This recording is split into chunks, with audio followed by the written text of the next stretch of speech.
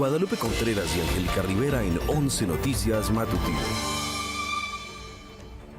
Respiro al bolsillo, se mantiene en 910 pesos el precio máximo de la canasta básica, compuesta por 24 productos esenciales. El acuerdo de apertura contra la inflación y la carestía firmado entre el gobierno, productores y empresarios se renovó por 6 meses más. Se queda en prisión el empresario de origen chino Shen Liyegong. Un juez le niega amparo para cambiar su situación de prisión preventiva. Se le acusa de delincuencia organizada, delitos contra la salud y operaciones con recursos de procedencia ilícita.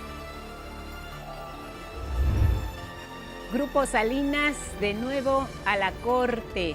Hoy resolverán otros 2 juicios de amparo contra Salinas Pliego por un adeudo de más de 700 millones de pesos por impuestos no reportados en 2011.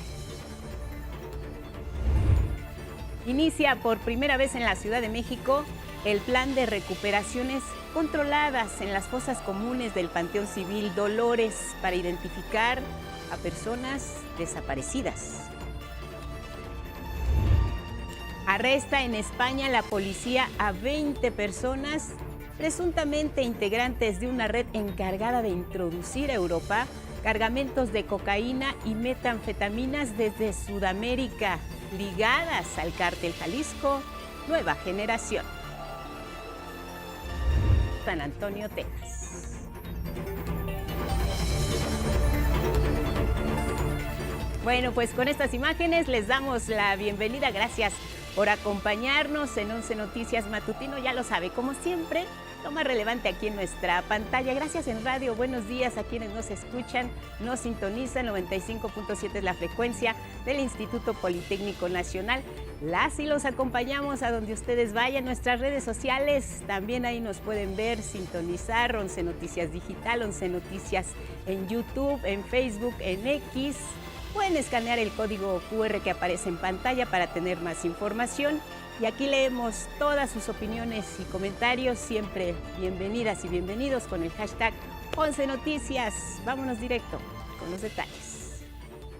Nuestro bolsillo tendrá buenas noticias, al menos por los próximos 6 meses. Se mantiene el precio de la canasta básica al límite de los 910 pesos. Así lo acordaron el gobierno federal, empresas productoras, empresarios de tiendas de autoservicio y las cadenas que siempre están dispuestas a mantener los precios, y nosotros como consumidores hay que checarlos. Vamos con la historia.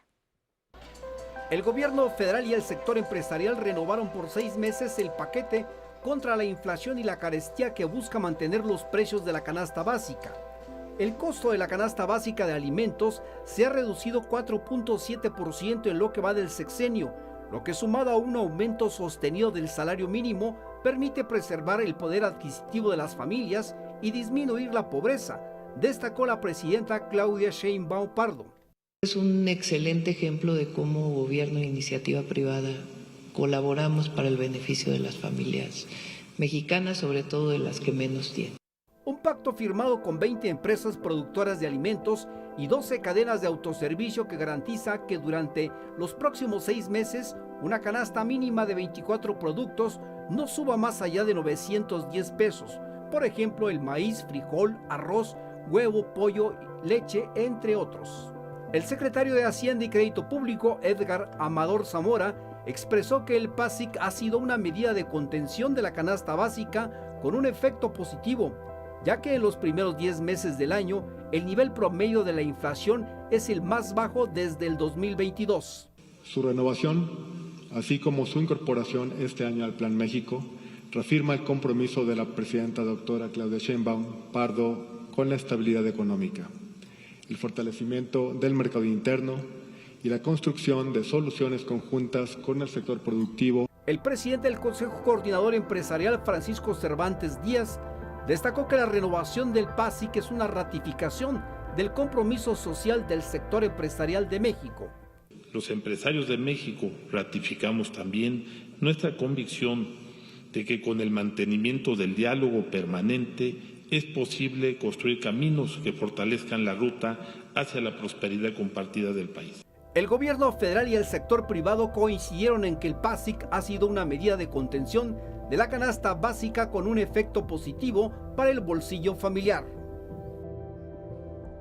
Hay una industria que necesita el apoyo tanto de empresarios como del gobierno federal. Se trata de la industria textil y del calzado. Hay un impulso importante para este sector. Una alianza pública y privada permitirá que los productores tengan a su disposición una bolsa de hasta 120,000 millones de pesos en garantías con Nacional Financiera, que ofrece tasas preferenciales y 0 comisiones de apertura para capital de trabajo y modernización de procesos. Para reducir los costos y facilitar el acceso al financiamiento, es lo que quiere decir, todo lo que acabamos de escuchar, es una alianza del sector público y del sector privado para que las empresas que ya se dijo son en su mayoría muy pequeñas, no son grandes empresas, tengan acceso al financiamiento o tengan mejores condiciones para competir. La importancia de este plan de acción es que el sector genera 1.3 millones de empleos. 85% se generan en micro y medianas empresas, sin embargo, la mayoría son informales, sin acceso a la banca ni al financiamiento. Es por eso que esta alianza entre la Secretaría de Economía, BBVA Bancomer y Nafin tiene como objetivo aplicar una estrategia de digitalización, bancarización y financiamiento para los productores de pequeñas y medianas empresas. Diseñamos un plan enfocado en este diagnóstico de las cosas específicas que requería el sector, cómo les damos acceso al financiamiento con condiciones preferenciales de parte de Nafin y también cómo las acompañamos en un programa de educación financiera específico. La estrategia creada en el marco del Plan México busca reducir lo que compramos al extranjero y fomentar el consumo local, lo hecho en México. Como resultado de eso, hay una reducción ya de las importaciones importante de países con los que no tenemos tratado, que además se refleja también en un incremento de casi 14,000 millones de pesos en la recaudación que tiene que ver con textil y con calzado. Importante el avance de la ley de extorsión en el Congreso. Por unanimidad ya se aprobó en comisiones el dictamen para crearla. La iniciativa establece un tipo penal básico para la extorsión a nivel federal y estatal. Y también establece que se persiga de oficio este delito de la extorsión. Realizamos adecuaciones para garantizar el respeto a los derechos humanos de las víctimas y de las personas involucradas en las conductas, reiterando la obligación de todas las autoridades en el ámbito de su competencia de promoverlos, respetarlos, protegerlos y garantizarlos. Plantea además 15 años como pena mínima y 25 como máxima y se insta a la especialización de policías, analistas y ministerios públicos para la investigación de casos de extorsión. Evidentemente vamos a respaldar esta propuesta, esta minuta. Nos parece que no podemos, ante esta situación evidente, no podemos regatear cualquier esfuerzo que apunte a combatir este mal. Y mi grupo parlamentario del PRI va a acompañar esta ley general, porque México no soporta más el infierno de la extorsión.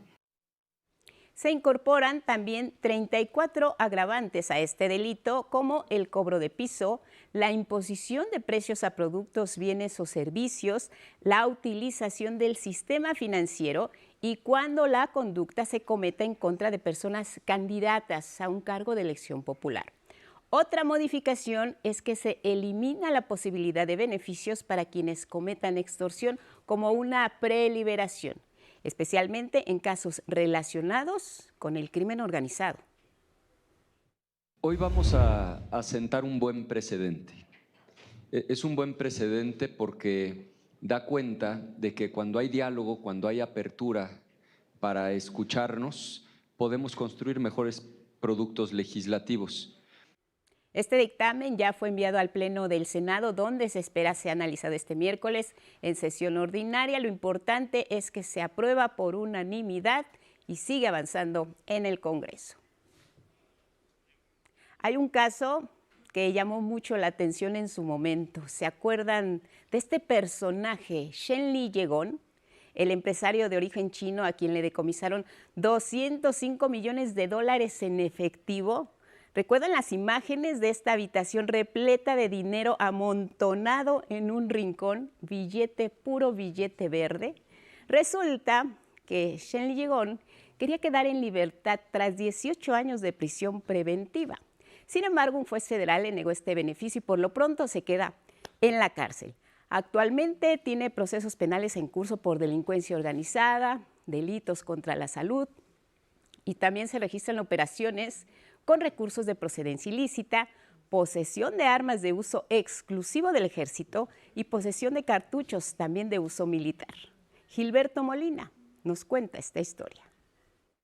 Abrí uno, es lleno de dinero, a 100 billetes. Y luego él dice, ¿copela o cuellos? Esta frase definiría a Shen Li-jegon, quien se hacía pasar como un empresario chino naturalizado mexicano y a quien la extinta PGR le acreditó en marzo de 2007 una cantidad irreal de dólares en efectivo. 205 millones de billetes verdes asegurados en una casa de Lomas de Chapultepec. Dicha fortuna habría sido producto del tráfico ilegal de toneladas de acetato de pseudoefedrina vía el puerto de Lázaro Cárdenas en Michoacán. Shen Li, según la PGR, fue enlace para el traslado de los precursores químicos de su país de origen a México para la fabricación de metanfetaminas.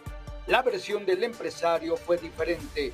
Tras su detención en Estados Unidos en julio de 2007, culpó al exsecretario del Trabajo, Javier Lozano, de extorsión y ventiló que el dinero que le fue incautado fue para favorecer al expresidente Felipe Calderón. Ahora tú eres mexicano, necesita tu servicio país de México.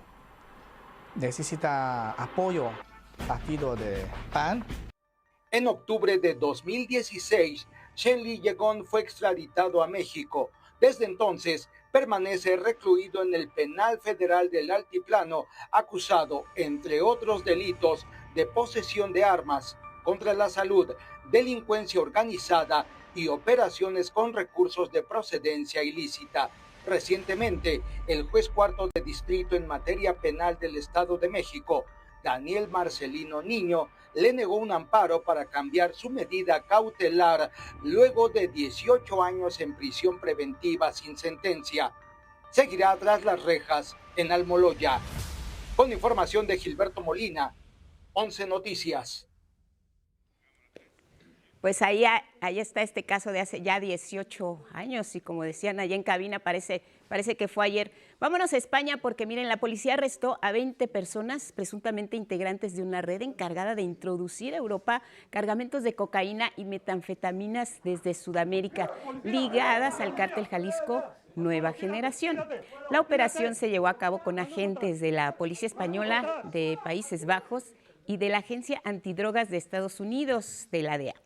De acuerdo con las investigaciones, los estupefacientes eran introducidos a través de los puertos de Oporto en Portugal y Róterdam en Países Bajos. En el operativo se confiscaron 1.870 kilos de cocaína, más de 300 kilos de anfetaminas, dinero en efectivo, armas cortas y vehículos. Esta noticia allá en España. Y aquí en México, la Suprema Corte de Justicia resolverá este miércoles otros 2 juicios de amparo de Grupo Salinas por un adeudo de más de 712 millones de pesos. Ambos casos por impuestos no reportados en el ejercicio fiscal 2011. Se trata de juicios de amparo por un crédito fiscal a Total Play por más de 645 millones de pesos y a la nueva empresa de Electra del Milenio por más de 67 millones de pesos. Estos 2 nuevos asuntos se suman a los 7 amparos que le fueron negados la semana pasada a Grupo Salinas, donde se declaró procedente el cobro de más de 48,000 millones de pesos a las empresas de Ricardo Salinas Pliego. Hay una nueva convocatoria de la llamada Generación Z para una marcha este 20 de noviembre. Al respecto habló la presidenta Claudia Sheinbaum. Aseguró que sí se realizará el desfile conmemorativo de la Revolución Mexicana en esa fecha y aclaró que no habrá cambios en el programa. Al mismo tiempo pidió respetar al Ejército Mexicano para que cualquier manifestación siempre sea por la vía pacífica. El 20 de noviembre va a ser el desfile, como siempre se hace, y se va a llevar a cabo, y pues hay que tener respeto por lo que representa el Ejército Mexicano, que además el 20 de noviembre es el llamado, lo que se conmemora es el llamado que hacen el Plan de San Luis Madero para que el pueblo de México se levante en armas para derrocar al gobierno de Porfirio Díaz. Cualquier manifestación que se haga en nuestro país, pacífica, nadie quiere la violencia.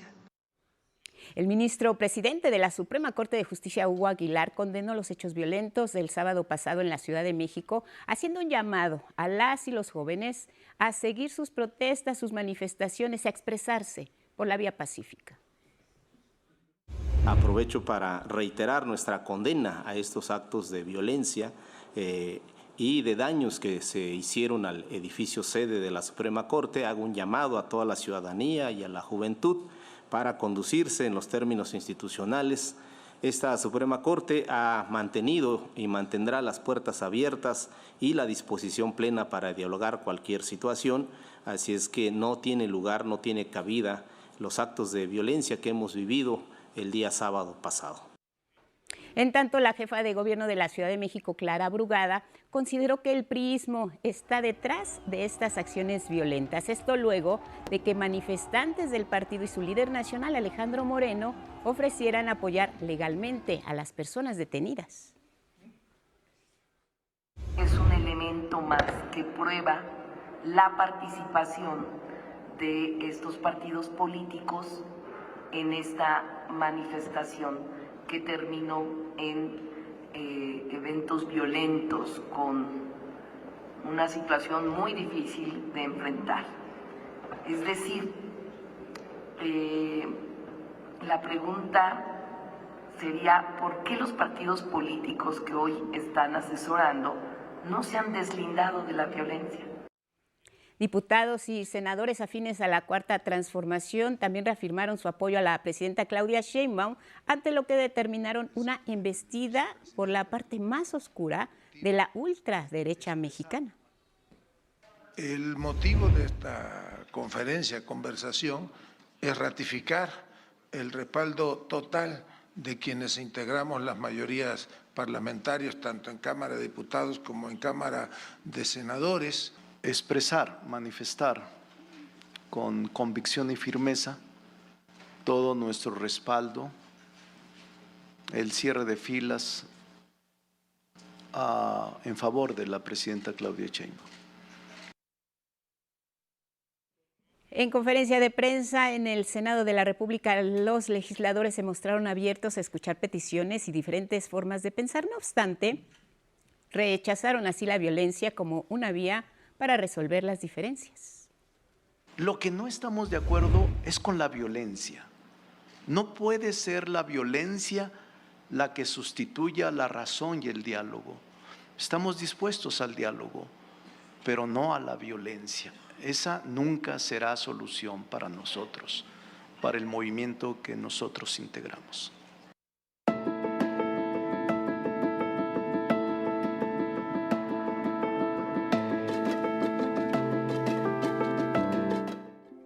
El pronóstico del tiempo con Ismael Marcelo. Vamos a la historia.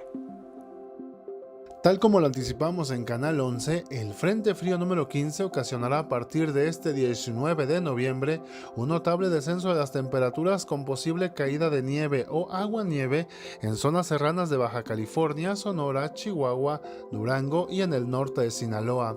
Las que también regresan son las lluvias, a consecuencia del mayor ingreso de humedad procedente del Océano Pacífico, así como se logra observar este flujo de humedad en la imagen de satélite. Los estados donde más más lloverá este miércoles son Sonora, Chihuahua, Sinaloa, Coahuila, Guerrero y Chiapas, aunque también esperamos algunos aguaceros en la península de Baja California, en Durango, Nuevo León, Zacatecas, Nayarit, Jalisco, Colima, Michoacán, Veracruz, Tabasco, Oaxaca y en la península de Yucatán. En la Ciudad de México lloverá el día de mañana con descargas eléctricas. En el resto del país las temperaturas mínimas y máximas incrementarán un par de grados producto de este flujo de aire cálido y húmedo. Por ello, esta mañana se espera una mínima de 4 a 6 grados únicamente en la demarcación Tlalpan, aquí en la Ciudad de México. Así de contrastante el tiempo en nuestro país. Ahora nos han preguntado hasta cuándo volverá el frío. De acuerdo con los modelos de pronóstico, será hasta el fin de mes cuando una nueva masa de aire ártico invada y cubra la mayor parte de la República Mexicana. Hasta aquí el pronóstico del tiempo. Por favor, cuídense de los cambios bruscos de temperatura. Mi nombre es Ismael Marcelo y nos vemos el día de mañana.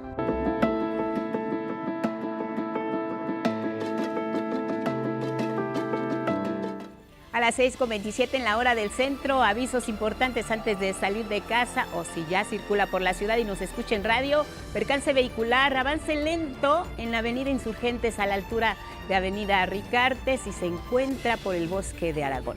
Se reporta también tránsito lento sobre avenida 608 al sur, desde avenida 412 hasta Circuito Interior. Alternativa, puede usar avenida Eje 5 Norte. Bloqueo sobre Camino Real a Toluca y Escuadrón 201 en la Álvaro Obregón, alternativa avenida Jardín, y en el Metrobús hay trabajos de reencarpetamiento en la línea 4 Sur. Nos vamos a la pausa, volvemos.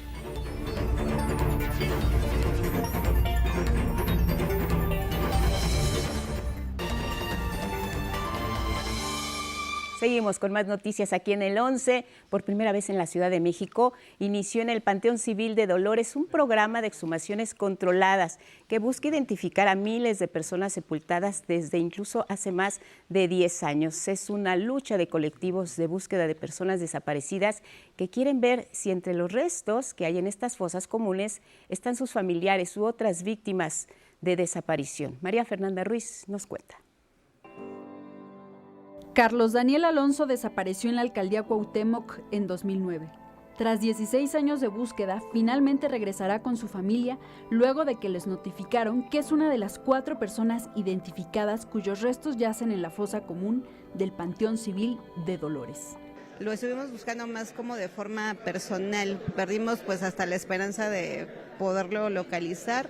Dejamos de buscarlo y nos avisaron que se encontraba en la fosa. Sofía ahora sabe que su hermano falleció a los 36 años. Estuvo 30 días en el CEMEFO como no identificado. A su familia no se le notificó del hallazgo y fue llevado a la fosa común en 2015. Estuvo 30 días en resguardo, digamos que en CEMEFO, pero pues en esos 30 días nunca nos avisaron, nunca pues hicieron uso del registro que habíamos levantado en CAPEA de él. Las exhumaciones son parte del plan de recuperaciones controladas de fosas comunes en el Panteón Civil de Dolores, anunciado en abril de este año por el gobierno capitalino. Se trata del primer esfuerzo interinstitucional en donde colabora la Fiscalía Capitalina, el Poder Judicial y la Comisión de Búsqueda. Tiene un objetivo. Tiene la finalidad de contribuir a que las personas fallecidas que han sido inhumadas sin haber logrado su identificación puedan ser restituidas dignamente a sus familias. Es histórico también porque lo que se está haciendo el día de hoy es llevar a cabo una revisión con nuevos ojos de cómo ha sido el modelo de gestión y resguardo de las personas fallecidas en la Ciudad de México. De acuerdo con autoridades forenses de la Ciudad de México, al menos 6.668 personas fallecidas con hipótesis de identificación se encuentran en estas fosas, por lo que las exhumaciones son esperanza para las familias buscadoras, aunque la esperanza primigenia siempre es encontrarles con vida. Yo espero que esto funcione, no solamente por mí, por mi familia, sino también para las personas que no saben nada de sus hijos, hijas, hermanas, padres. La primera etapa de trabajo se centrará en la fosa 26 y abarca una temporalidad de 2013 al 2017. El plan piloto proyecta que los trabajos se extiendan por 4 años. Imágenes de Yujin Pasol y José Navarro, 11 Noticias, María Fernanda Ruiz. Vamos a cambiar el tono y el tema, hablemos del Mundial de Fútbol 2026. Pues sí, ya el próximo año, en un par de meses, esta ocasión México, como país sede, está preparando una serie de actividades para que la Copa del Mundo no se viva solo en los estadios. Se llama el Mundial Social. Nos cuenta más Karen Ballesteros.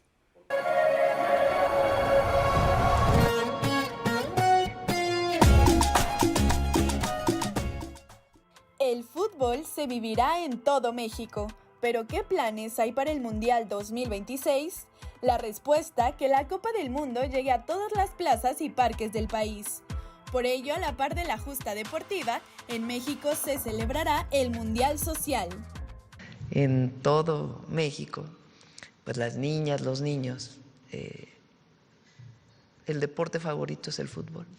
Que el fútbol sea una fiesta en todos lados y que además deje un legado. ¿Qué legado puede dejar el fútbol? La importancia de hacer deporte, el que haya canchas en distintos lugares del país, el que haya torneos permanentes de fútbol de niños, de niñas, en las escuelas. Con el Mundial Social habrá más de 5,000 actividades deportivas, culturales y sociales para poner a todo el país a patear el balón. Los partidos mundialistas se van a proyectar en las plazas públicas del país para que la afición disfrute cada jugada. Será la SEP la encargada de organizar la Copa Nacional de Fútbol Vive Saludable, Juega Feliz, para estudiantes de primaria, secundaria y bachillerato, cuya final se jugará en el Estadio Olímpico de Ciudad Universitaria. También por la Comisión Nacional de Cultura Física y Deporte, la CONADE, llegan las Copas CONADE, Paralímpica, la de Barrio, Edad de Oro y la de las y los trabajadores, cuya meta es convocar a 6.2 millones de participantes. El IMSS también entrará a la cancha con más torneos. El futsal femenil para más de 1,200 mujeres, el mundialito de fútbol sin correr para personas mayores de 50 años, IMSS 21 para jóvenes con síndrome de Down y la Street Child World Cup dirigida a infancias que vivieron en situación de calle y que en el fútbol encontraron una nueva forma de vida. Mientras que el Sistema Nacional DIF realizará la actividad Que Ruede el Balón por la Paz en 377 escuelas de fútbol y realizará el Mundialito de los Derechos. Como parte de las Jornadas Nacionales de Paz, la Secretaría de Gobernación rehabilitará más de 4,000 canchas, parques, jardines y deportivos de todo el país y realizará más de 10,600 murales. Con imágenes de Christopher Arismendi, 11 Noticias, Karen Ballesteros. Y en el marco de la Copa Mundial, nuestro país va a buscar romper 3 récord Guinness. El primero, crear la imagen humana de la camiseta de fútbol más grande. Esto se realizará en febrero de 2026 en el estado de Chiapas. El segundo récord Guinness que se busca romper es la clase de fútbol más grande, que se realizará en marzo de 2026 aquí en la Ciudad de México. El tercer reto será crear un mega mural de fútbol en mayo de 2026 en Baja California Sur, un mundial social, un mundial incluyente ya en puerta. Y por supuesto, las y los jóvenes también serán parte de este mundial de fútbol, así lo explicó el secretario del Trabajo, Marat Bolaños. Contempla la participación de 5,000 jóvenes construyendo el futuro en instituciones públicas para realizar actividades turísticas, de hospitalidad, de recepción de personas en viajes, también en actividades culturales, de promoción también deportiva. A través de estas actividades, las y los jóvenes podrán interactuar y ser parte de las acciones vinculadas en la realización del Mundial. El registro comenzará. Durante su colaboración, las y los jóvenes van a recibir el salario mínimo y su inscripción en el seguro médico del Instituto Mexicano del Seguro Social. Si quieren participar, ojo a la convocatoria, se va a abrir en abril del próximo año.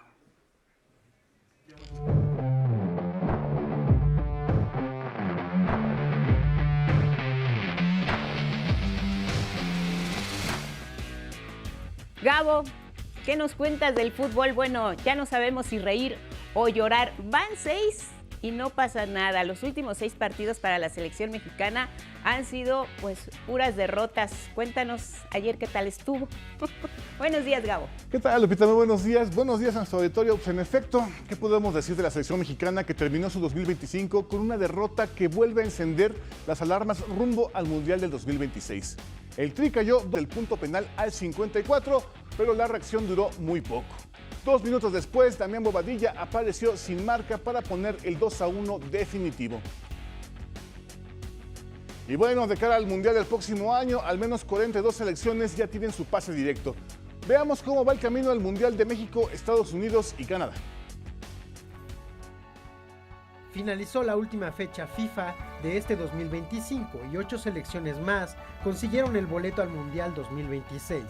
Bélgica, España, Suiza, Escocia, Austria, Panamá, Haití y Curazao. Con esto, son 42 las plazas ya aseguradas para la Copa del Mundo que se celebrará en México, Canadá y Estados Unidos. Pero ahí no se define todo. Además de estos, hay otros equipos que se preparan para lograr pasar el último examen y obtener uno de los 6 boletos finales que se decidirán en repechajes entre finales de marzo de 2026. El día clave será el 31 de marzo, cuando se concretará la lista completa de 48 participantes. El repechaje se divide en 2 partes, europeo e intercontinental. En el repechaje de la UEFA competirán 16 selecciones. Estarán divididos en 4 grupos. Destacan equipos como Italia, Turquía, Ucrania y Polonia. De las 16, solo 4 escuadras obtendrán los boletos restantes para Europa. Al mismo tiempo, el repechaje intercontinental involucrará a 6 equipos de 5 confederaciones: África, Asia, Sudamérica, Oceanía y 2 de CONCACAF. Este mini torneo se jugará en México, con sedes en Monterrey y Guadalajara, y ofrecerá solo 2 plazas al Mundial. El sorteo para definir las llaves será este 20 de noviembre, luego de que se publique el ranking de la FIFA, el cual determinará los emparejamientos exactos. Así que, aunque muchas selecciones ya están dentro del Mundial, 22 naciones vivirán en marzo una especie de ranking. Y en más información del Tri, lamentablemente para México, la Sub-17 se acabó. Y en buenas noticias, la mexiquense Lourdes Ponce Juárez conquistó la medalla de oro en los 10.000 metros planos de los Juegos Sordoolímpicos Tokio 2025, al detener el cronómetro en 36 minutos, 17 segundos y 7 centésimas. Se trata del primer oro para México en la justa y la segunda medalla para la delegación nacional. Y la Liga Mexicana de Béisbol presentó el calendario oficial de la temporada 2026, año en que se celebrará su edición número 101. Cada equipo jugará 93 partidos y regresan los lunes por la noche. El juego inaugural será el 16 de abril con los Piratas de Campeche visitando a los campeones, los Diablos Rojos del México, en el estadio Alfredo Harpelú. Monterrey será sede del Juego de Estrellas del 26 al 28 del mismo mes y la temporada regular termina el 6 de agosto. Los playoffs arrancan el 9 de agosto rumbo a la Serie del Rey, que será del 9 al 17 de septiembre. Hasta aquí la información deportiva, Lupita. Oye, prácticamente terminamos Mundial y arrancamos con el béisbol, o sea, un año eminentemente deportivo 2026. Un año muy deportivo para México porque tenemos obviamente la sede del Mundial, tenemos el béisbol, tenemos la UNEFA, tenemos la Liga Mexicana MX y bueno, va a estar muy movido este año para México.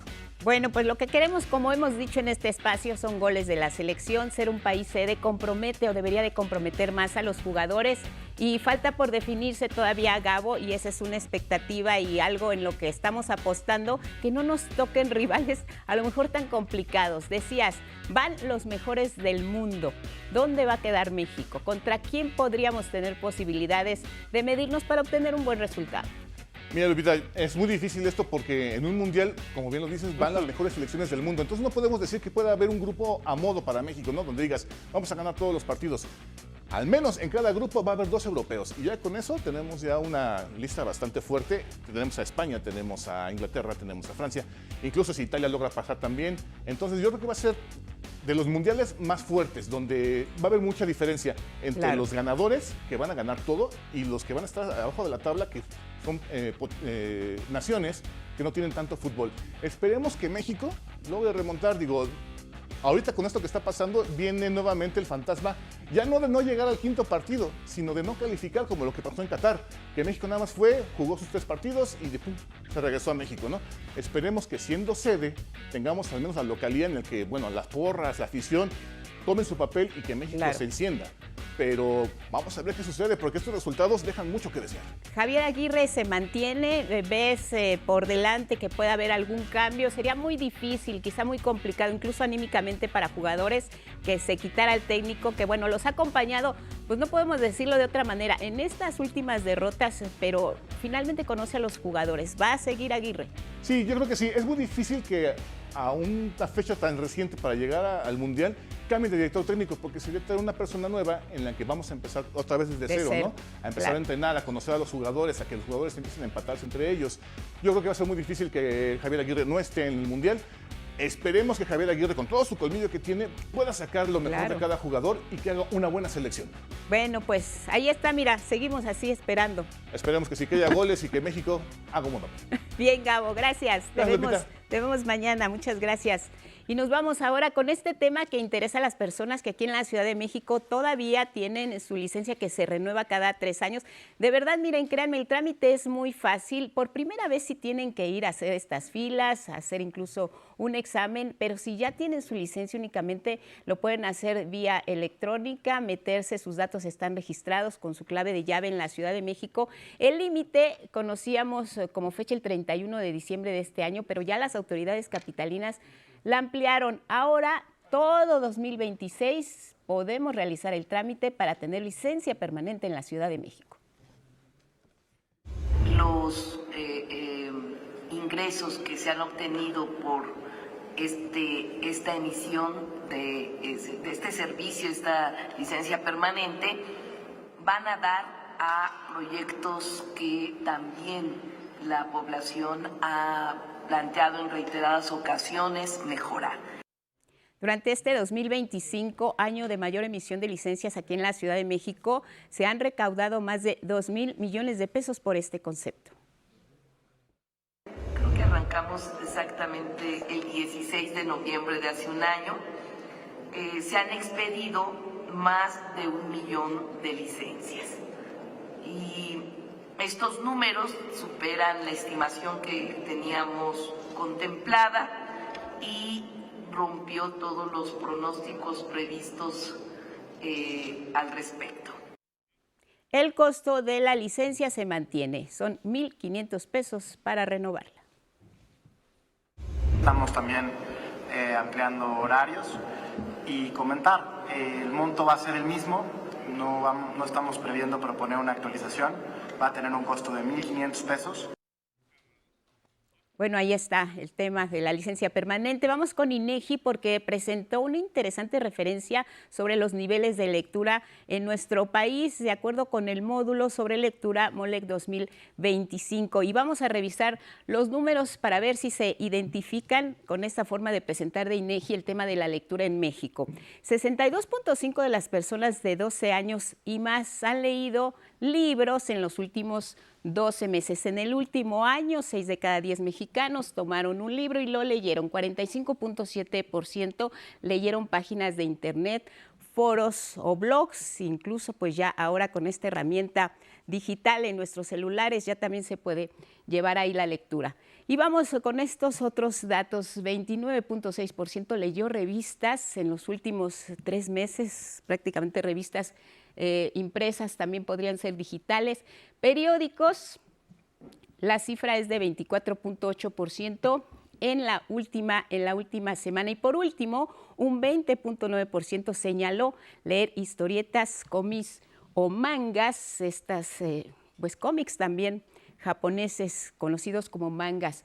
De acuerdo también con las cifras que presenta el INEGI, la población con estudios de nivel superior reportó la lectura de libros en 88.9%. Este es un dato muy interesante. Los tipos de libros más leídos, en este caso por las mujeres, fueron literatura, 48.3%, libros de autoayuda, que siempre son muy socorridos, 46.1%. Esto las mujeres. Y en el caso de los hombres, los más específicos lo hicieron en alguna materia, matemáticas, ciencias, química, 39%, y también libros de autoayuda. En el caso de los hombres, la cifra es de 37.9%. ¿Cuál es el motivo de la lectura en México?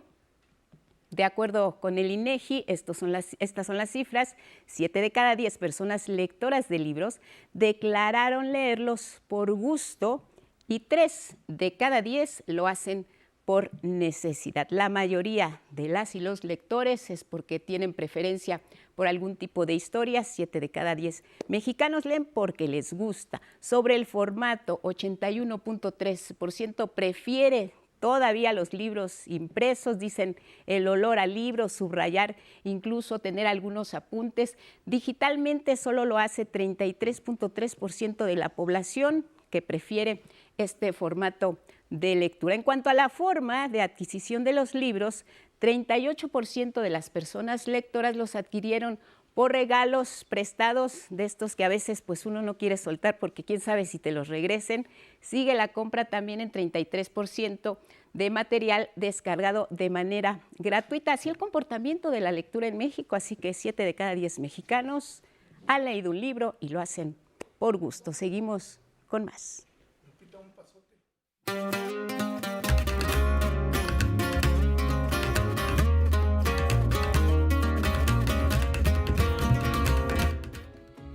¿Y quién mejor promotor de la lectura de los libros que Miguel de la Cruz? ¿Coincides, Miguel, desde Morelia con estas cifras? Te saludamos con el gusto de siempre. Muy buenos días, Miguel. Muy buenos días, interesantes todos los datos. Algunos me sorprenden, otros sí. Pues era como lo que se suponía, pero pues habrá que ver, ¿no? Yo sí encuentro mucha preferencia, sobre todo de integrantes del Club de Lectura, para los libros electrónicos. Eso. Y mira, aquí mencionan un 30% aproximadamente, ¿no? Así es, Miguel. Entonces, lo importante es tener un libro en mano. Seguir explorando. Tener un libro en mano es lo importante, y siempre ser curiosos con la lectura. Podemos encontrar historias asombrosas. Y bueno, hoy iniciamos, antes de nuestra lectura habitual, con música en el festival que se pone intenso allá en Morelia. Cuéntanos, Miguel. Nada, pues ya cumplimos el 5º día de actividades, hoy será el 6º. Comenzó el coloquio, va en marcha, el coloquio sobre Miguel Bernal Jiménez y todos los asuntos relacionados con la música. Ayer captamos un concierto muy interesante porque estuvo formado, se debió a un grupo de niños de una comunidad cercana a Morelia. En el canto y en la música van avanzando bastante. Sobre esto y otras cosas, la siguiente historia. Al pie del templo barroco de San José, construido en 1776, niños y jóvenes desafían el equilibrio en patineta. Mientras, dentro, otras infancias procedentes de Jesús del Monte, zona conurbada de Morelia, hicieron de sus voces e instrumentos música.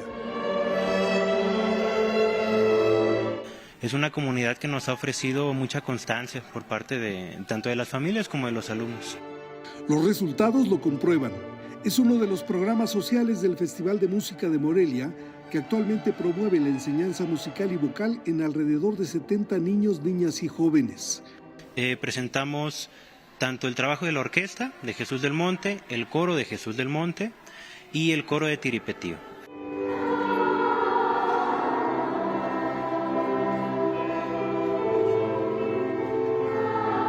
El segundo concierto de la noche en el Templo de la Santa Cruz con el ensamble Danaus, quinteto de alientos con 7 años de trayectoria, afincado en Michoacán.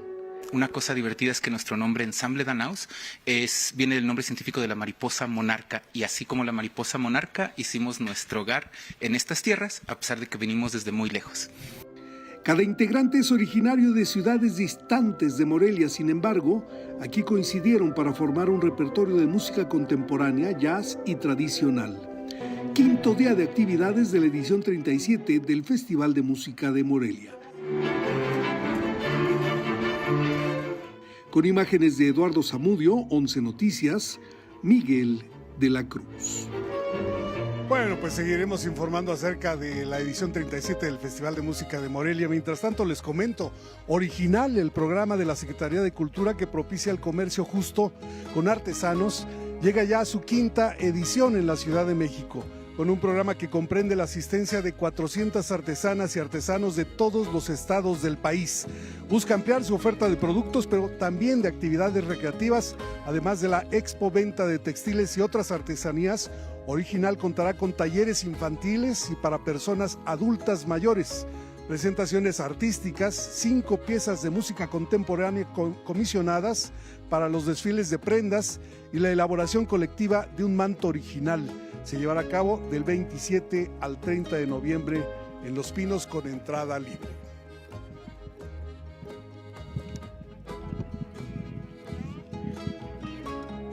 Bueno, y ¿qué nos queda? Vámonos al libro del día, Gestión Cultural Comunitaria de José Antonio MacGregor, editado por Helvética. Este libro en voz de su autor.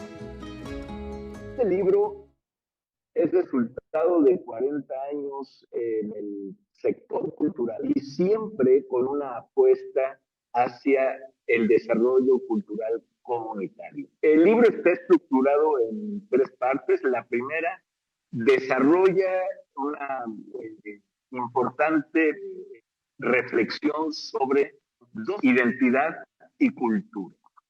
La segunda parte del libro es sobre gestión cultural, metodología, y el tercer capítulo sobre políticas culturales, que digamos es el marco dentro del cual se desenvuelve la gestión cultural. Bueno, y luego con el 11 sumamos 119 páginas de Vestido de novia de Socorro Venegas, editada por Tusquets. El X de hoy es de Rita Albarrán y dice: lo que no va a ningún lado es una pareja donde uno de los dos piensa morirse. Gracias, Rita, por esta aportación. Seguimos leyendo. Y hoy Sharon Olds, poeta norteamericana, estadounidense, cumple años. En su honor, el poema Todo, que en alguna parte dice: el amor permanece donde la nada es y sale en busca. Quien lo solicite lo comparto completo por X @Miguel D, solo la D L.A. Cruz. Desde Morelia, con imágenes de Eduardo Zamudio, hasta aquí el reporte. Muy buenos días. Mira, Miguel, tú siempre nos endulzas con la poesía, pero tú vas a llegar más con el oído endulzado de tanta música tan hermosa, porque nos has presentado audios maravillosos de este encuentro allá en Morelia. Desde los más chiquitos hasta los más consagrados en la música han estado en el festival. Pues sí, lo que falta, Sí. Nosotros iremos de regreso para estar en la sala de lectura, pero por esos días estará Paquito de Rivera, imagínate. Híjole. O sea que todavía le falta mucho a este festival. Aquí estaremos para informarlos hasta el viernes. Pues ahí te seguimos la pista, Miguel. Gracias por las imágenes. ¿Dónde estás? Nada más recuérdanos ahora dónde te encuentras allá en Morelia.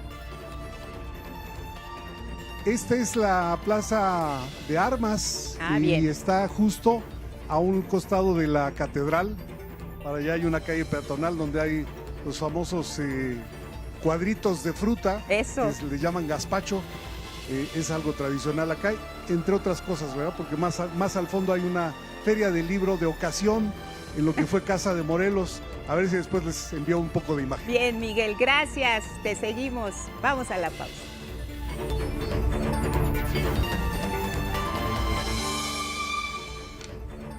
A las 7 en la hora del centro, un resumen en 11 Noticias. Aprueban comisiones del Senado la ley contra la extorsión. La iniciativa establece que se persiga de oficio este delito y hasta con 25 años de prisión a quien lo cometa. Arranca el plan de impulso para la industria del calzado y textil. Es una alianza pública y privada en la que productores contarán con apoyo económico y de capacitación para capital de trabajo y modernización de procesos. Asegura la presidenta Claudia Sheinbaum que sí se realizará el desfile conmemorativo del 20 de noviembre ante las amenazas de la llamada generación Z de hacer una movilización ese mismo día. Se amplía el plazo para realizar el trámite de la licencia permanente para conducir. Ahora se podrá tramitar durante todo el 2026. Aumenta el número de lectores de libros por encima de los lectores de revistas. y blogs en México. Para recibir el Mundial 2026 en nuestro país habrá más de 5,000 actividades deportivas, pero también culturales y de corte social. Una de ellas será la Copa Nacional de Fútbol Vive Saludable, Juega Feliz para estudiantes de primaria, secundaria y bachillerato.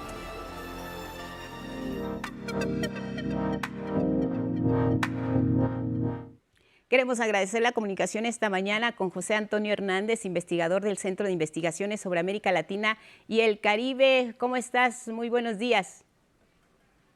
¿Qué tal? Muy buenos días, Guadalupe. Un gusto estar con ustedes. Igualmente, José Antonio, queremos platicar contigo sobre esta apertura al diálogo entre Donald Trump y Nicolás Maduro. Venimos de una serie de acusaciones mutuas de estos ataques en el Caribe, de la tensión que permanecía por parte del gobierno también de Maduro, de un golpe de Estado en su país. ¿Qué tanto podemos confiar en que haya seriedad en esta apertura al diálogo por parte de Estados Unidos y también de Venezuela? Bueno, sí, efectivamente, en las últimas semanas de noviembre, las relaciones de Estados Unidos y Venezuela fueron escalando, ¿no? Sí. Hasta un punto de alta tensión, hubo amenazas muy serias, hubo un movimiento militar muy fuerte dentro del Mar Caribe, pero efectivamente y de manera inesperada, pues hay señales de una apertura al diálogo, ¿no? Parece ser que todas estas personas que ansiaban algún tipo de intervención militar, pues han salido decepcionados. Aunque hasta el momento no hay una evidencia completamente directa o fehaciente de que ya se inició un diálogo, pues todas las posiciones que ha tomado tanto el presidente Trump como el presidente Maduro parece indicar que así es, ¿no? Bueno, y esto creo que representa una de las características más recurrentes que ha mostrado Trump a la hora de negociar, que es como amenazar, presionar, para que al final termine dialogando y termine teniendo pues ventajas sobre sus oponentes. Me parece que se da cuenta que hay un apoyo interno importante dentro de Venezuela y un apoyo no solamente a nivel nacional, sino también un apoyo internacional. Recordemos que en las últimas semanas, pues países como Rusia o China han mostrado su respaldo hacia este país sudamericano. Claro, enviar una carta a Trump donde hablar de una relación pacífica, de una relación histórica con Estados Unidos, la carta la envía Maduro en estos términos. ¿Realmente hablamos de una relación histórica y pacífica, José Antonio? ¿Este lenguaje se puede manejar por parte de Venezuela para tener ese gancho de sí a la apertura al diálogo que muestra Estados Unidos? Bueno, recordemos que nuestra región, América Latina, ha sido nombrada como una zona de paz. No es una región que se caracterice por tener conflictos, mucho menos conflictos militares o algún tipo de guerras, ¿no? Y la relación entre Venezuela y Estados Unidos, sobre todo antes de la llegada del presidente Chávez, pues fue una relación bastante importante, muy cercana. Venezuela prácticamente acompañaba todas las posiciones de Estados Unidos. Es cuando llega Chávez que empieza a generar un proyecto llamado multipolarismo, en donde algunas otras naciones como Rusia, como China, empiezan a ganar terreno en América Latina. Y bueno, yo creo que es importante mencionar también que todas las acusaciones que últimamente ha hecho Estados Unidos en contra de Venezuela, pues han sido no a base de cuestiones fehacientes, ¿no? Por ejemplo, esta cuestión del narcotráfico, esta cuestión de los derechos humanos, etcétera, pues han sido más bien acusaciones que buscan desestabilizar a este gobierno venezolano. Claro, también se habla en términos, José Antonio Hernández, de ganar, ganar. El tema de los recursos energéticos con los que cuenta Venezuela también está sobre la mesa. ¿Se puede hablar de un ganar, ganar partiendo de este asunto de qué le toca a cada quien negociar, porque se tiene que dar algo a cambio en un diálogo como este, donde, como bien señala, se viene de una serie de tensiones abiertas y declaradas por parte de ambos gobiernos? Bueno, yo creo que sin duda en cualquier diálogo que exista en este momento entre Venezuela y Estados Unidos tendrían que haber temas como el de la migración, ¿no? Que es un tema que le preocupa a Estados Unidos y que también es un tema importante para Venezuela. Para Venezuela, por ejemplo, lo que le interesa es eliminar las sanciones económicas que ha puesto unilateralmente Estados Unidos hacia este país y que ha afectado bastante su economía. Y bueno, Estados Unidos sin duda su principal interés, yo creo que mucho más allá que el tipo de gobierno o que las características que pueda representar el gobierno de Nicolás Maduro, pues es el acceso a sus recursos naturales. Me parece que toda esta presión, todos estos intentos de modificar este gobierno van en torno a dos grandes objetivos. Uno es acceder al petróleo que tiene Venezuela, que es indispensable en este momento para Estados Unidos y para esta rivalidad que tiene a nivel global con China. Y por otra parte, pues es importante también para ellos tener una cercanía, por ejemplo, con el petróleo dentro del Esequibo. Y finalmente sería eliminar cualquier tipo de proyecto alternativo, cualquier proyecto de desarrollo diferente, como lo representa Venezuela en este momento. Podemos ver a futuro, entender y quizá registrar esta imagen inédita después de lo que hemos visto en esta serie de relación México-Venezuela, Maduro-Trump, de un encuentro cara a cara, como también lo está pidiendo Nicolás Maduro. Él dice, un encuentro con Donald Trump, ya no más intermediarios, de frente uno y el otro. ¿Esto lo ves posible, José Antonio? Bueno, no sería muy improbable, sería posible. Recordemos que ya ha habido negociaciones importantes dentro de Estados Unidos y Venezuela, que hace poco Grenell fue enviado por Donald Trump, hubo un canje de prisioneros inclusivemente, y antes ya ha habido varias rondas de negociaciones entre la oposición, pero siempre acompañada de Estados Unidos y el gobierno venezolano. Incluso nuestro país fue sede justamente de algunas reuniones, Noruega, República Dominicana, es decir, para nada sería la primera vez que existe este tipo de diálogo y este tipo de negociaciones que son sumamente importantes. Es decir, muchos yo creo que minimizan las consecuencias de una guerra, pero sería fatal para América Latina cualquier tipo de intervención militar por el impacto que tendría en ese país e inclusive también por el impacto regional, es decir, serían millones de venezolanos saliendo a países como Colombia, Brasil, incluso más allá de sus fronteras, México, el mismo Estados Unidos. Entonces me parece que sería la solución ideal, un diálogo para buscar la paz. Dejaríamos atrás estos señalamientos, podemos buscar en un diálogo permanente, no en una ruptura de negociaciones, porque pues las acusaciones son muy serias, decir que incluso Nicolás Maduro es líder de un cártel del narcotráfico. Todo esto se puede resarcir, ves en el panorama la claridad para que sea un diálogo permanente, una nueva relación ya entre Estados Unidos y Venezuela partiendo de lo que hoy tenemos. Sí, bueno, yo creo que dependería mucho de la posición de Estados Unidos, que él es el quien ha emprendido esta ofensiva. Me parece que lo ideal sería un acompañamiento, por ejemplo, con mecanismos de integración regional como la CELAC o incluso como con la misma OEA, que últimamente ha cambiado bastante su posición con la presidencia del Caribe. También, por ejemplo, sería pegándose a los derechos internacionales, este derecho de no intervención que es básico. Pero bueno, todo eso sería con un acompañamiento justamente de Estados Unidos, que el que ha emprendido esta fuerte ofensiva, quien es el que ha impuesto de sanciones, quien se ha saltado cualquier tipo de de la Carta de Derechos, de la Carta de las Naciones Unidas, es decir, es el que ha estado realmente fragmentando a la región, ¿no? Claro, pues seguimos pendientes, el tema es muy interesante y da de qué hablar para los próximos meses, quizá después de ver si esto se concreta. José Antonio Hernández, investigador del Centro de Investigaciones sobre América Latina y el Caribe, siempre agradecidos con tu comentario aquí en el 11. Siempre es un gusto estar con ustedes. Hasta pronto. Hasta pronto. Gracias, José Antonio.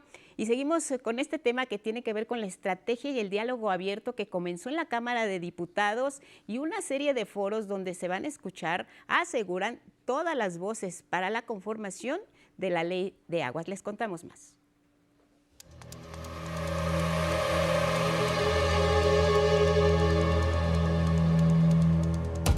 Con el llamado a respetar las concesiones y derechos por parte de los productores, iniciaron en la Cámara de Diputados los foros respecto a la reforma a la Ley de Aguas, que el Poder Ejecutivo envió al Congreso.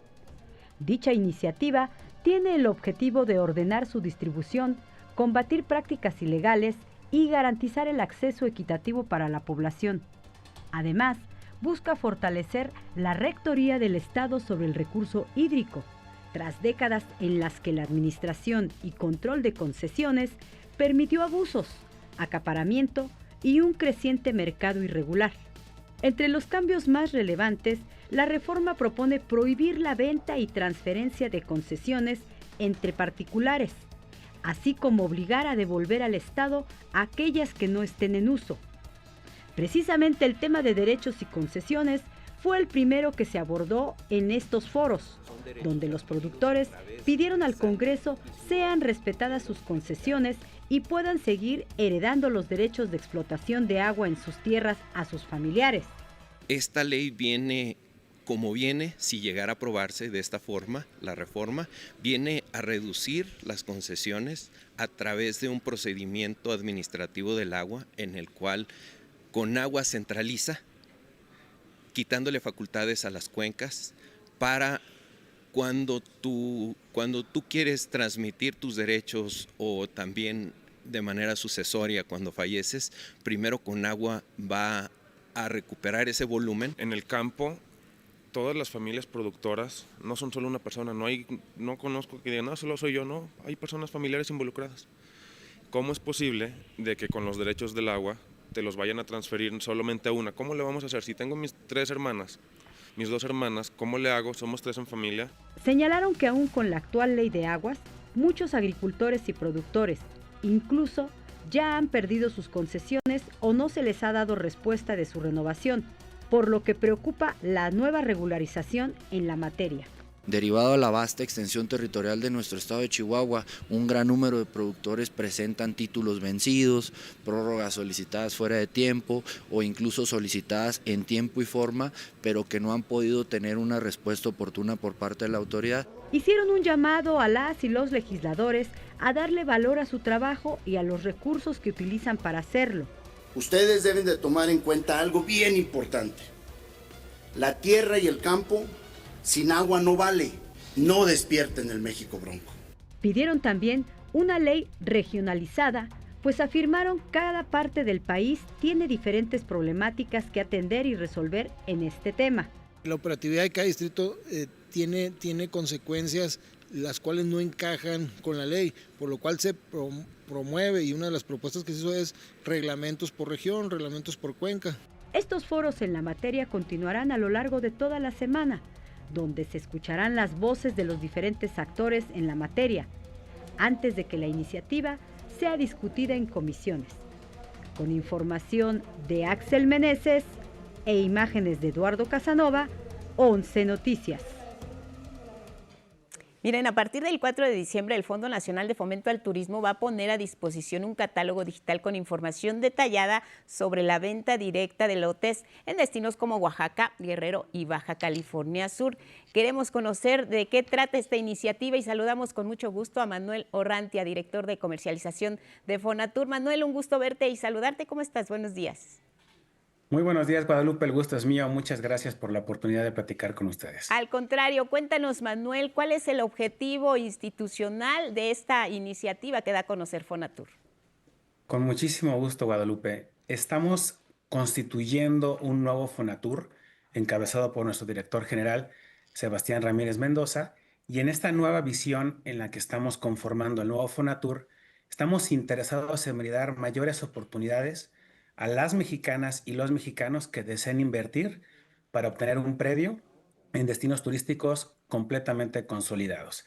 En ese sentido, estamos en este momento en la primera etapa de un nuevo modelo de comercialización que pone a disposición a partir del 4 de diciembre, como bien lo acabas de mencionar, una serie de lotes en Huatulco, en Ixtapas y Guatanejo y en Loreto, Baja California Sur, para que todas aquellas mexicanas y mexicanos que deseen obtener un predio en estos destinos completamente consolidados lo puedan hacer con nuevas facilidades que estamos otorgando a partir de esta nueva experiencia, como te decía hace un momento, encabezada por el director general Sebastián Ramírez Mendoza. ¿Cuál sería, Manuel, el uso de suelo permitido para estos lotes? Las personas interesadas, ¿a qué pueden destinar los lotes que adquieran a través de Fonatur en estos destinos que son eminentemente turísticos? Excelente pregunta. Los lotes que estamos poniendo a disposición en estos momentos varían en el uso de suelo que tienen. Pueden ser de habitacional, de desarrollo hotelero e inclusive mixto, es decir, que puedan desarrollar allí centros comerciales o su propia casa, etcétera. La intención que tenemos, como decía hace un momento, es abrir las oportunidades para que todas aquellas mexicanas y mexicanos interesados en obtener un predio en estos lugares lo puedan hacer con mayores facilidades. Y si me lo permites, claro. Te platicaría brevemente de 3 características principales que en este momento estamos relanzando para brindar estas facilidades que te comento para aquellas mexicanas y mexicanos que deseen obtener sus predios.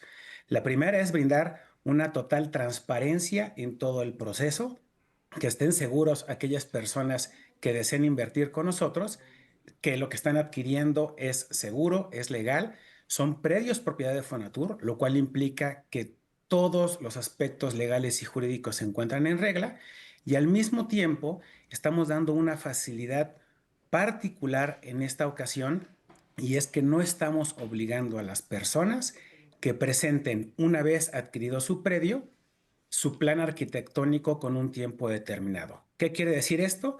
Que le estamos brindando a las personas que estén interesadas en realizar su inversión, que una vez realizada la inversión, ellos puedan desarrollar en sus predios, a sus tiempos y de acuerdo con sus propias características, sin que los estemos obligando o forzando a cumplir con tiempos determinados. ¿Por qué? Porque ya estamos hablando de centros turísticos completamente consolidados. Entonces, es para que realmente estas personas gocen ya de un predio para su futuro o para los fines que mejor le convengan. Claro, estamos hablando de un ejercicio que pone en marcha Fonatur y no es la primera vez que lo hacen, Manuel. Ya hay una experiencia anterior, pero ahora reforzada con estas garantías que nos estás compartiendo. Precisamente lo que queremos saber es que muchos de estos lotes, incluso se ha comentado que tienen un precio por debajo de su valor. Esto es así, y una vez que ya las personas estén interesadas, ¿cuál es el proceso que se tiene que seguir precisamente para poderles respetar el precio original y que no, de alguna manera, no sean sorprendidos con alguna estrategia distinta? Hay que leer las letras chiquitas. ¿Cuál es esa recomendación que haces a las personas que hoy nos están escuchando y que tienen los recursos para poder invertir en estos lotes que ofrece Fonatur? Excelentes preguntas, Guadalupe. Trataré de abordarlas cada una de ellas porque son importantes todas las que nos has mencionado. La primera de ellas, en efecto, sí, ya antes se han dado oportunidades para adquisición de lotes de Fonatur. En esta ocasión estamos brindando estas facilidades de mayor transparencia, seguimiento completamente al proceso para que la gente tenga plena seguridad de lo que está adquiriendo. Vamos a poner en disposición en la página de internet no solamente el catálogo de predios, sino la ubicación georreferenciada de cada uno de ellos para que la gente conozca específicamente a qué le está apostando, qué es lo que desea adquirir. Ahora, lo mencionas muy bien. En algunas ocasiones, desgraciadamente, cuando uno va con la intención de adquirir predios en destinos turísticos ya desarrollados, podemos encontrarnos con algunas sorpresas que no son las mejores, sobre todo en cuestiones jurídicas, con la propiedad del inmueble. Aquí estamos hablando de predios que pertenecen a Fonatur, por lo cual implica que ya están completamente en regla. La gente va a saber específicamente qué va a adquirir, en qué condiciones los va a adquirir, sin que se lleven sorpresas. Es un proceso completamente claro y transparente. Y lo que bien mencionabas desde un principio, Fonatur maneja precios que se encuentran en promedio por más del 50% por debajo del precio de mercado en estos lugares. ¿Por qué es así?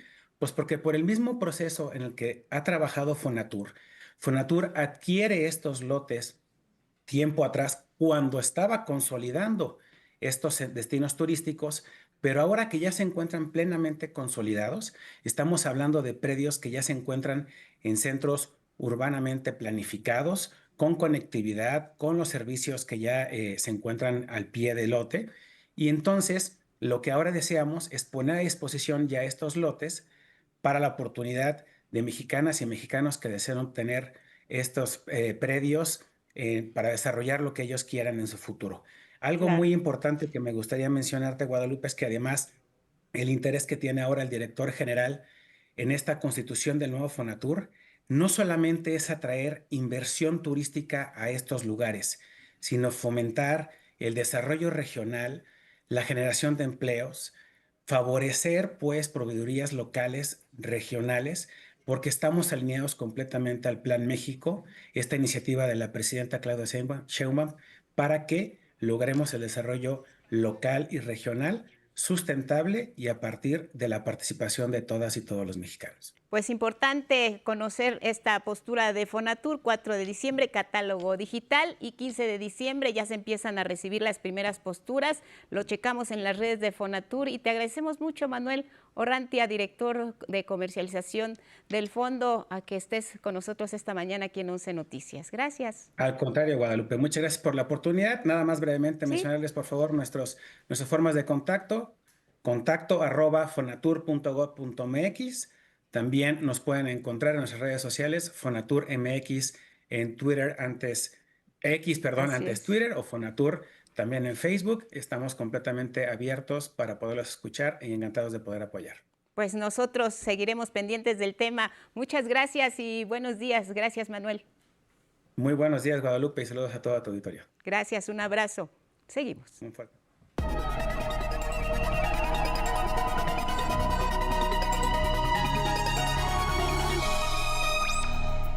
Carlos Guevara Casas, un gusto verte y saludarte en vivo. Buenos días. Claro que sí, Lupita, buenos días. Qué grata sorpresa también. Y bueno, también sorpresas las que nos tiene el espacio y la NASA, porque fíjese que una misión de la NASA tuvo que retrasar su inicio por un particular evento de tormentas solares que hemos tenido aquí en la Tierra durante estos últimos días, tormentas que se están manifestando en la atmósfera. Y bueno, ¿qué fue lo que pasó? Se lo contamos. La intensa actividad de tormentas solares de los últimos días tuvo un inesperado e irónico efecto. La misión Escape de la NASA, que fue diseñada para estudiar los efectos del viento solar, retrasó su lanzamiento hacia Marte debido a una tormenta solar. Escape tenía previsto despegar gracias a un cohete New Glenn de la empresa Blue Origin el 12 de noviembre. Sin embargo, se suspendió para evitar que una erupción en la superficie del Sol pudiera dañar el equipo a bordo. Finalmente, la nave fue lanzada el pasado jueves 13, colocando rumbo a Marte un par de satélites gemelos, uno que medirá el viento solar y otro sus efectos sobre el planeta rojo. Se trata de un proyecto de la Universidad de California en Berkeley que busca estudiar cómo los electrones fluyen a lo largo de las líneas del campo magnético marciano.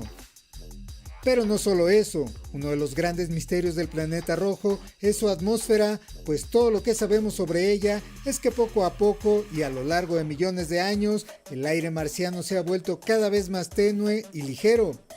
Hoy en día es apenas una milésima de la densidad de nuestra atmósfera. Escape será la primera misión interplanetaria de esta institución, lo que la convierte en la única entidad, además del Laboratorio de Propulsión a Chorro de Pasadena, que operará naves espaciales en órbita terrestre baja, en órbita solar, alrededor de la Luna y en Marte. 11 Noticias, Carlos Guevara Casas.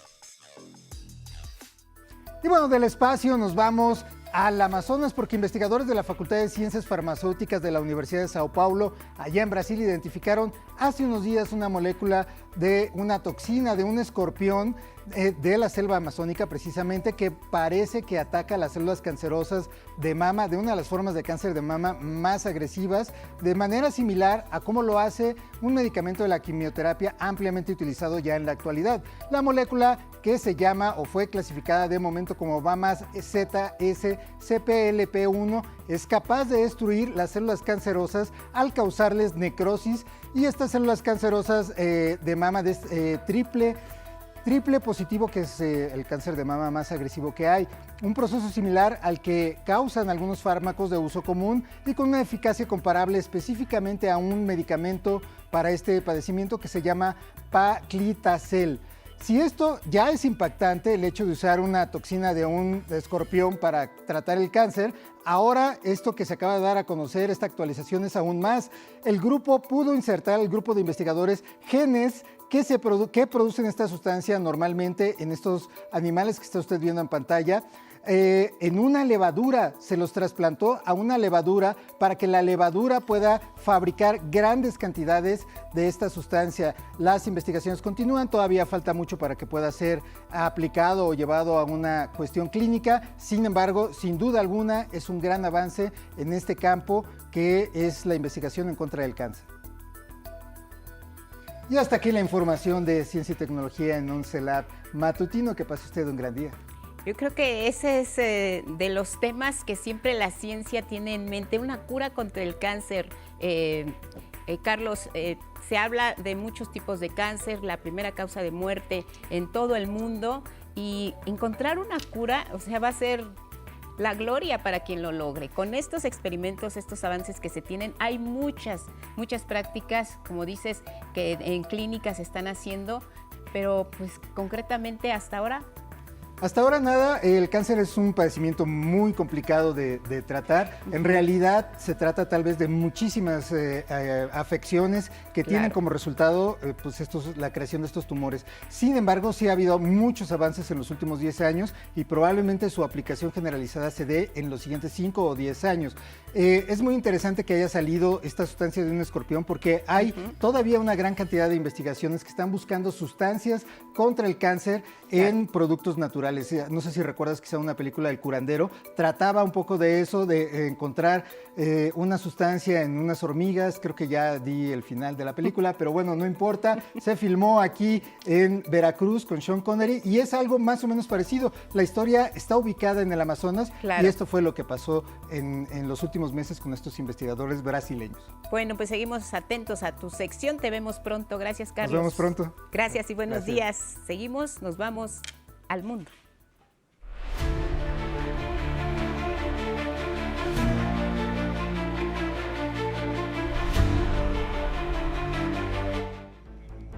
Los archivos clasificados del caso Epstein, que comprende una red de delincuencia sexual, finalmente se conocerán, van a ser abiertos. Y es que ambas cámaras del Congreso de Estados Unidos ya aprobaron una ley que exige al Departamento de Justicia desclasificar estos documentos que involucran a numerosas figuras de la política, la realeza, el mundo del espectáculo. Federico Campbell Peña nos cuenta más.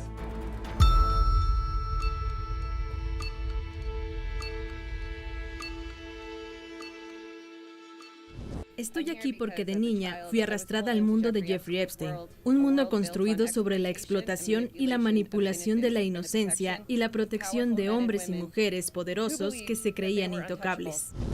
El abuso sexual no es un asunto republicano ni demócrata, no es una trama.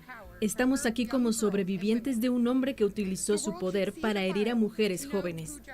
El mundo debería ver su expediente para saber quién era Jeffrey Epstein. Luego de desgarradores testimonios de las víctimas del fallecido empresario Jeffrey Epstein, la Cámara de Representantes de Estados Unidos aprobó con 427 votos, 216 republicanos y 211 demócratas, la Ley de Transparencia de los Archivos Epstein, la cual ordena al Departamento de Justicia publicar todos los documentos relacionados a quien fue acusado de tráfico de menores con fines de explotación sexual. Y esta lucha y esta votación, aunque se centre en las víctimas de Epstein, va mucho más allá. Se trata de darles voz a las mujeres que nunca la tuvieron. Que quede claro, No hay protección para los pedófilos, ni para los hombres ricos y poderosos de ninguno de los dos partidos que participaron, que hicieron la vista gorda, que sonrieron con complicidad mientras presenciaban los horribles abusos a menores. Publiquen todos los malditos archivos ya. La Cámara turnó al Senado, que este mismo martes aprobó por unanimidad. Previamente, en un cambio de postura, el presidente Donald Trump dio luz verde a los republicanos para que votaran a favor de la enmienda.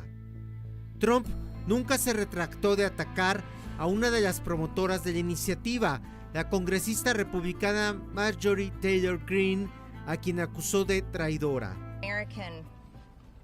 Un traidor es un estadounidense que sirve a países extranjeros y a sí mismo. Un patriota es un estadounidense que sirve a Estados Unidos y a los estadounidenses como estas mujeres violentadas. La ley ya fue enviada al presidente Trump para que la firme y la promulgue. 11 Noticias, Federico Campbell Peña. Miren, en los últimos 3 días, la patrulla fronteriza de Estados Unidos ha detenido a 200 personas migrantes en Charlotte, en Carolina del Norte. En uno de los casos, los agentes enmascarados, como ya aparecen, y armados ahora, rompieron el vidrio de un automóvil que era conducido por una persona de origen hondureño. Usted me lo quiebra, usted me lo paga. Usted quiebra mi ventana. Y lo quebró.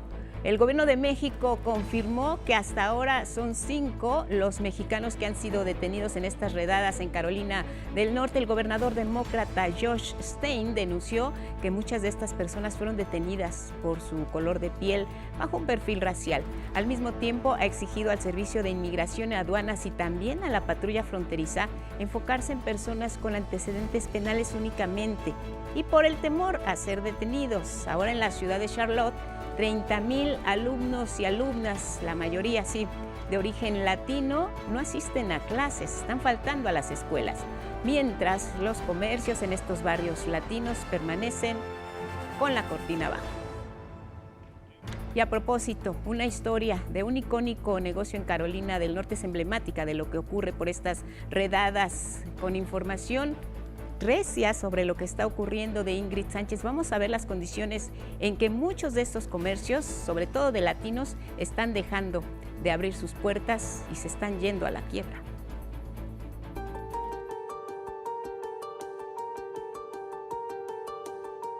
La economía en Estados Unidos, sobre todo la de miles de latinos y latinas, se está viendo afectada por las agresiones contra las personas migrantes. Ese es el caso de la panadería Manolo, una de las más famosas entre la comunidad, que decidió cerrar sus puertas de manera temporal debido a que los agentes del Servicio de Inmigración y Aduanas, ICE, comenzaron a hacer redadas en Carolina del Norte. Es la primera vez en 28 años que cerramos la panadería. La única vez había sido en 2014, cuando durante unas horas no abrimos porque el fundador había muerto, pero decidí no arriesgar a mis clientes y no arriesgar a mis empleados. Esto ha afectado más a su negocio que la pandemia de COVID-19. Manolo Betancourt, el dueño, ha llamado a mantener la unidad entre latinos y latinas para defenderse de las agresiones del ICE. Mi gente, mi comunidad migrante, mi raza, aquí estoy. Sí, no se sientan solos, no vamos a tirar la toalla. La panadería, fundada hace 28 años por su papá y su mamá, ha sido solidaria con los más vulnerables y eso es parte de la mística del establecimiento desde antes de la llegada de Trump a la presidencia. La misión de la panadería es nuestro pan, nuestra gente, nuestro futuro. Entonces, nuestro pan es sentirnos orgullosos de lo que nosotros traemos de nuestros países. Luego de anunciar el cierre, Betancourt ha recibido múltiples muestras de afecto y de solidaridad por parte de la comunidad de Charlotte, en Carolina del Norte. Este fin de semana, por órdenes del presidente Donald Trump, llegaron al estado agentes de ICE y de la patrulla fronteriza, a pesar de que Carolina del Norte no tiene frontera con México. 11 Noticias, Ingrid Sánchez. Y seguimos en Estados Unidos porque con los máximos honores, una cena de gala en la Casa Blanca, el presidente Donald Trump recibió al príncipe heredero de Arabia Saudita, Mohammed bin Salman, con quien cerró un acuerdo para venderle aviones caza del tipo F-35. El presidente Trump fue más lejos y designó formalmente a Arabia Saudita como un importante aliado no perteneciente a la OTAN. Me complace anunciar que estamos llevando nuestra cooperación militar a cuotas aún mayores al designar formalmente a Arabia Saudita como un importante aliado no perteneciente a la OTAN. Se trata del primer viaje del príncipe saudí a Estados Unidos en 7 años, luego de que la inteligencia estadounidense 2018 concluyera que el príncipe había orquestado el asesinato del periodista Jamal Khashoggi en Turquía, esto en 2018. Y a pregunta expresa, Trump defendió al príncipe saudí y respondió así, con indiferencia a este señalamiento de la prensa. En lo que respecta a este caballero, ha hecho un trabajo fenomenal. Mencionas que Jamal Khashoggi, que fue extremadamente controvertido. A mucha gente no le gustaba ese caballero del que hablas. Te gustará o no, pasaron cosas, pero él no sabía nada al respecto. Y podemos dejarlo ahí. No tienes que avergonzar a nuestros invitados haciendo una pregunta así. El príncipe también tuvo su oportunidad de hablar, calificó el asesinato como un gran error. Hicimos todos los pasos correctos de investigación en Arabia Saudita y hemos mejorado nuestro sistema para asegurarnos de que nada así ocurra de nuevo. Es doloroso y un gran error. Y entre los asuntos a tratar, el presidente Donald Trump también pidió al príncipe que se sume a los acuerdos de Abraham para normalizar las relaciones diplomáticas entre Israel y varios países árabes y se logre el cese el fuego hacia las y los territorios palestinos. En relación con la Franja de Gaza, la resolución de Naciones Unidas de apoyar este plan de Trump para condicionar el alto el fuego ha generado rechazo entre Hamás y la población del enclave. Una de las principales preocupaciones de Hamás es que no hay garantías del respeto al derecho a la autodeterminación del pueblo palestino. Reiteramos nuestro rechazo a la resolución del Consejo de Seguridad, ya que socava la unidad del sistema político palestino, impone una nueva tutela sobre el pueblo de la Franja y busca aliados para reemplazar la ocupación. La resolución de la Organización de Naciones Unidas, en cambio, fue aceptada con agrado por el primer ministro israelí Benjamín Netanyahu, quien afirmó que ayudaría a que jamás deje las armas. Sin embargo, en ningún punto del plan de Trump o en la resolución de Naciones Unidas se considera la posibilidad del desarme de Israel para asegurar que no continúe el genocidio. Esta resolución adopta plenamente la postura israelí e ignora por completo la postura palestina y los intereses de nuestro pueblo palestino aquí en la Franja de Gaza. Netanyahu no quiere continuar con el acuerdo de alto al fuego, sino que pretende imponer su visión en la Franja de Gaza y en toda la región. La población palestina ha llamado la atención sobre sus deseos de gobernarse de manera libre y soberana, sin intervención de extranjeros. Nos oponemos a esta resolución porque no queremos que extranjeros gobiernen nuestro país. Nosotros, el pueblo de esta tierra, tenemos la prioridad. Queremos gobernarnos a nosotros mismos porque solo el pueblo de este país lo sabe de verdad. Al mismo tiempo, la población israelí piensa que la resolución, que ya condiciona en muchos puntos a la población palestina, es demasiado blanda.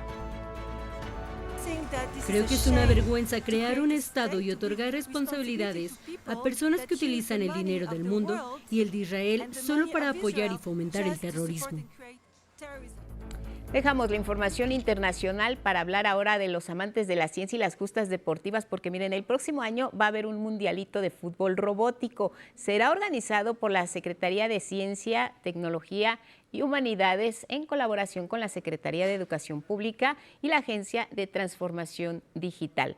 Un evento organizado en el marco del Mundial de Fútbol 2026 que tiene el objetivo de aprovechar todo el entusiasmo y la energía de las y los jóvenes que aman este deporte para que los impulse a desarrollar habilidades en ciencia, en matemáticas y en programación e inteligencia artificial. Y que aprendan a construir robots que puedan jugar fútbol. Aquí los que juegan el fútbol son los robots. Se trata de que aprendan a programarlos, que trabajen de manera colaborativa los robots y también los niños y las niñas. La convocatoria oficial se va a publicar el 28 de noviembre y en enero habrá cursos específicos impartidos por jóvenes mexicanos ya campeones mundiales de robótica, que miren que sí los hay, quienes van a compartir toda su experiencia con los participantes. La presidenta Claudia Sheinbaum tiene, de acuerdo con la más reciente encuesta de un diario de circulación nacional, el 72% de aprobación por parte de las y los ciudadanos. Se dio a conocer esta encuesta publicada por este diario en la conferencia matutina, y es que ante una pregunta precisamente de esta encuesta, ¿usted está de acuerdo o en desacuerdo con el trabajo realizado hasta ahora por la presidenta de la República, Claudia Sheinbaum? La respuesta fue del 72% de las y los entrevistados que dijeron estar de acuerdo, un 22% que lo desaprueba y el 4% que no está ni en contra ni a favor. El 2% no contestó nada al respecto en este sondeo. La presidenta resaltó que pese a cualquier campaña sucia en su contra, las y los mexicanos están contentos con los resultados que ha dado su gobierno. Muy inteligente, la gente sabia. Y por más campañas que haya, pues sabe lo que está ocurriendo en nuestro país, que es una transformación en beneficio del pueblo. Hay muchos que apoyan la transformación, muchos empresarios que apoyan la transformación, muchas clases medias que apoyan la transformación y gente humilde. También desmintió los señalamientos de que los grupos que realizaron los actos violentos en la marcha de la llamada Generación Z pertenezcan a Morena. Dejó en claro que el movimiento que ella representa siempre se ha manifestado por la vía pacífica. Lo que no está bien es esa violencia. Quien genera esa violencia, el pueblo lo rechaza. La gente no le gusta, no está de acuerdo. No está de acuerdo. Entonces, ¿cómo creen que van a ser del movimiento quienes hagan violencia? No, nunca. El empresario Shenli Yegón va a continuar en prisión luego de que un juez federal le negara un amparo que pretendía establecer el cambio de medida cautelar. Se encuentra, recordemos, recluido desde 2016 en el Penal Federal del Altiplano por posesión de armas, delitos contra la salud, delincuencia organizada y operaciones con recursos de procedencia ilícita, entre otros. La defensa legal de Shenli Yegón argumentó que transcurrió el plazo de 2 años que establece la Constitución para la imposición de la prisión preventiva y que al prolongarse sin sentencia es contraria a derecho, por lo cual pidió el cambio de esta medida cautelar para su cliente. Sin embargo, el juez cuarto de distrito en materia penal, Daniel Marcelino Niño Jiménez, negó el amparo de la justicia al empresario mexicano de origen chino. Cabe recordar que en marzo de 2007, agentes de la extinta Procuraduría General de la República se encontraron en una residencia más de 205 millones de dólares. Era una casa perteneciente precisamente a Shenli Yegón en las Lomas de Chapultepec. 4 meses después, en julio de ese 2007, fue detenido en Estados Unidos por cargos de conspiración para la elaboración de drogas. Los cargos entonces fueron retirados, pero continuó bajo la custodia de las autoridades de la Unión Americana hasta su extradición a México. Esto ocurrió en octubre de 2016. Desde entonces permanece recluido en el Penal Federal de Máxima Seguridad del Altiplano en Almoloya de Juárez, en el Estado de México, a la espera de ser llevado a juicio. Información importante para quienes todavía no tienen actualizada su licencia aquí en la Ciudad de México, ya de carácter permanente. Las autoridades del gobierno capitalino informaron de la ampliación del plazo para realizar este trámite para conducir. Se podría, recordemos, esto hacer hasta finales de este año, pero no, ya cambió el panorama.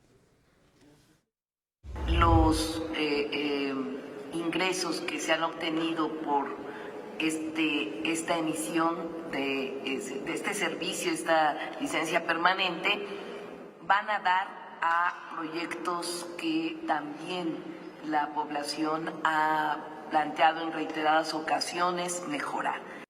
El plazo se extiende ya para todo 2026. Si tenían atrasado este trámite, lo pueden realizar todavía el próximo año. Es la mayor emisión de licencias que se ha hecho en la Ciudad de México hasta ahora. La recaudación, más de 2,000 millones de pesos por este concepto. Creo que arrancamos exactamente el 16 de noviembre de hace un año. Se han expedido más de 1 millón de licencias. Y estos números superan la estimación que teníamos contemplada y rompió todos los pronósticos previstos al respecto. Así que si esperaban que el plazo venciera el 31 de diciembre, la buena noticia es que todavía lo pueden realizar en 2026. Lo que sí no cambia es el costo. Seguirán siendo 1,500 pesos por licencia permanente.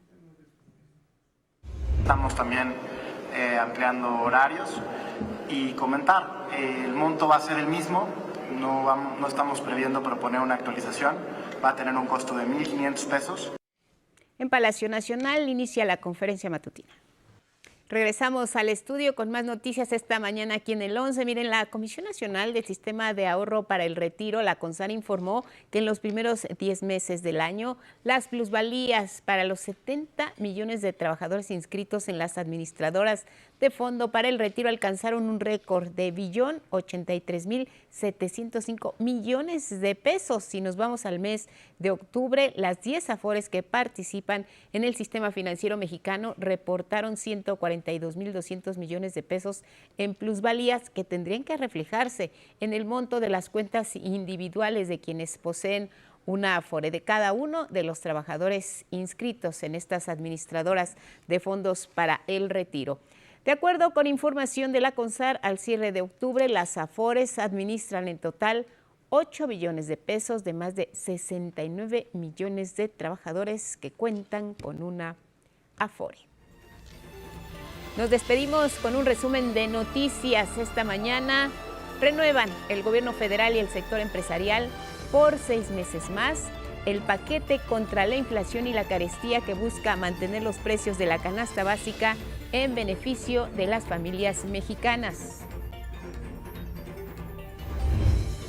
Se aprueba en comisiones del Senado el dictamen para crear la ley contra la extorsión. La iniciativa establece, entre otras cosas, que se persiga de oficio este delito. Niegan amparo al empresario de origen chino Shen Li Yegon luego de 18 años en prisión preventiva y sin sentencia. Buscaba que le cambiaran la medida cautelar. La solicitud fue rechazada y seguirá tras las rejas en el penal del Altiplano en Almoloya de Juárez.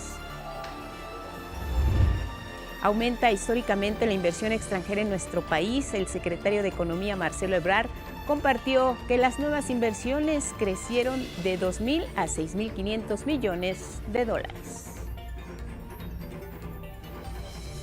Bueno, pues hasta aquí este espacio informativo. Los esperamos a lo largo del día. En otros espacios sigan con la programación de Canal 11. Gracias en radio. Pásenla bien. Buenos días.